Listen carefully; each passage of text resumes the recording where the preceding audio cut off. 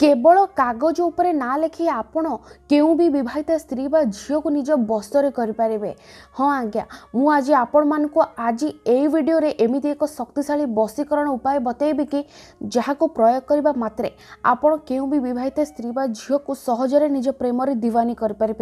कहीं आज ये वीडियो रे मु आपण मान को गोटे मुस्लिम वशीकरण टोटका बतेबी। आपण समस्ते मने मने केउ न केउ विवाहित स्त्री बा झील को पसंद करुथिबे किंतु से आपण को देखिले इग्नोर करूची किंबा आपण को कॉल को देखिके काटी दउची। जदि आपण चाहूचंती सेही स्त्री बा झील आपण को प्रेम रे दीवानी हो जाओ, आपणकर प्रत्येकटी कथा मानिबारे लागू, तेबे मु आज आपण मान को ए वीडियो माध्यम रे जेमिति उपाय बतेबी सेही परी करि दियंतु। बिना पैसा खर्च करी आपण माने से स्त्री बा झील को निज आयत्तर कर परिबे आउ ता ठारू किछि भी काम हासिल कर परिबे। कौन आपण चाहूचंती निज मन पसंदर स्त्री बा झील को पटई ता ठारू मन मुताबक काम हासिल करिया पई, तेबे आजिर ए वीडियोटी को स्किप न करी मूलर शेष जाए देखिबे, ताहाले जाई बुझी परिबे एही मुस्लिम उपायटी को आपण माने किपरि कर परिबे। तेबे प्रथम कथा एही उपायटी को आपण केवल शुक्रवार दिन प्रयोग कर परिबे। जेउ भी शुक्रवार हो आपण मान को केवल दुईटी जिनिस आनिबार अछि, ता होची खंडे साधा कागज आउ गोटे मार्कर किंबा पेन आनिबे आउ जेकोसी कलर पेन बा मार्कर व्यवहार करें। एथिपाई एमती किसी विशेष नियम ना, तेज चलतु जाना यही विधिटी को आपण मैंने किपरि करेंगे। नमस्कार फ्रेंड्स, ओडिया फंडा चैनल को आपण मानक स्वागत। तेज निज पसंदर स्त्री बा झील को पटाइबाई आपण कौन सब टोटका कर सारे, कौन टोटका करी थकी गले किंतु पसंदर स्त्री बा झील को पटई पारना। तेबे देखंतु शुक्रवार दिन कौन करेंगे, भल भाव हाथ गोड़ मुह धोई खंडे कागज आनी प्रथमे कागज उपरे सही स्त्री बा झीर नाटी को लिखिदेवे जहाँ को आपण बसीभूत करने को चाहूँगी। मनकर ता ना होची काजल, ता तले आपण निजर ना लिखिबे। मनकर आपण को ना होची दीपक। एहीपरि ना लिखिला परे आपण को गोटे लंबालिया बॉक्स टे बनैबार अछि। देखंतु ए बॉक्स भितर आमे दुईटी उर्दू शब्द लिखिबा। से उर्दू शब्द कौन मु आपन को बतेबी। आपण मान को एथिपई किछि उर्दू आसीबा दरकार नै, मु जेमिति लिखुछि आपण माने मध्य सेही परि लिखिदेबे। एई शब्दटी को कहंती जीन, एई शब्द को कहंती ने।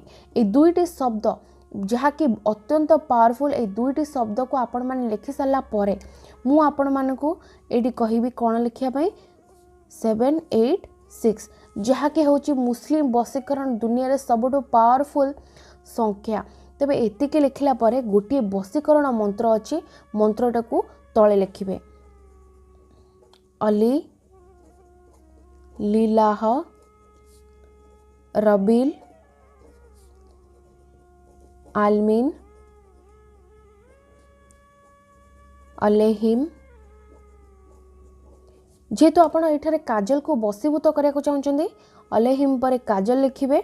सेही परे आपण जार ना भी यही विधिटी को प्रयोग करछंदी ता नाटी को अलहिम परे लिखिदेवे। अलहिम काजल वश आमीन। तेबे फ्रेंड्स आपण मन को पाखरो देखै दउची, आपण माने चाहिले स्क्रीनशॉट मध्ये करि पारंती। एही परि संपूर्ण जिंस लिखिला परे एबे आपण कोन करिवे म आपण को बताउची। सामने रे कागज को रखितेबे। जो भी स्त्री बा झियो जहाँ को आपण बसीभूत करा ना को लिखिं, आपण को कौन करा पड़ो ता नाटी को प्रथमे 7 थर उच्चारण करिया को पड़ो।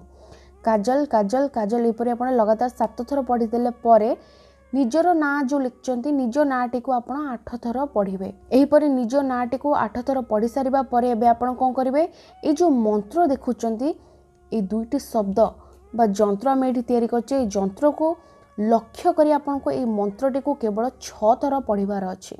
कौन करिवे देखंतु, जंत्रटी को पूरा ध्यान सहित देखिबे ए दुईटी शब्द को आउ तापरे मंत्रटी को पढ़िबे अली लीलाह रबील आलमीन अलहिम काजल वश आमीन। मु जेमिति पढ़िली आपण मानको मध्य सेही परि मंत्रटी को मात्र 6 थर पढ़ी दबार अछि। 6 थर परे आपण कोन करिवे, ए कागज को भलो भाबरे मोड़ी देबे। कागज को कौन करेंगे, गोटे कला सूता बा कला कपड़ा रे गुड़े देवे। भल भाव में गुड़े देकी आपको कौन करेंगे, आप निज घर बाहर को जी। घर बाहर को गला परे आपण कौन करेंगे, गोटे सुनसान जगह को जी जो कहीं भी लोक नथिबे, कहीं भी आपन को ये विधि कर देखिबेनी। आपण सही परी जगह को गला परे अल्प टिके माटी खोली ए कागज को सेठारे पोती देके आसीबे। आपण एतिकी करंतु आउ मात्र 24 घंटा अपेक्षा करंतु देखिबे आपणक पसंदर सही स्त्री बा झियो किपरि आपणक प्रेम रे तड़पी उठिबो आपणकर सब कथारे राजी हो जिवो। तेबे मने रखंतु फ्रेंड्स विधिटी को केवल जे कोनोसी शुक्रवार रे करि परिबे किंतु केउ समय रे करिवे आकु केवल दिन 3 टारु आरंभ करी राति 9टा मध्य रे करि परिबे। धन्यवाद।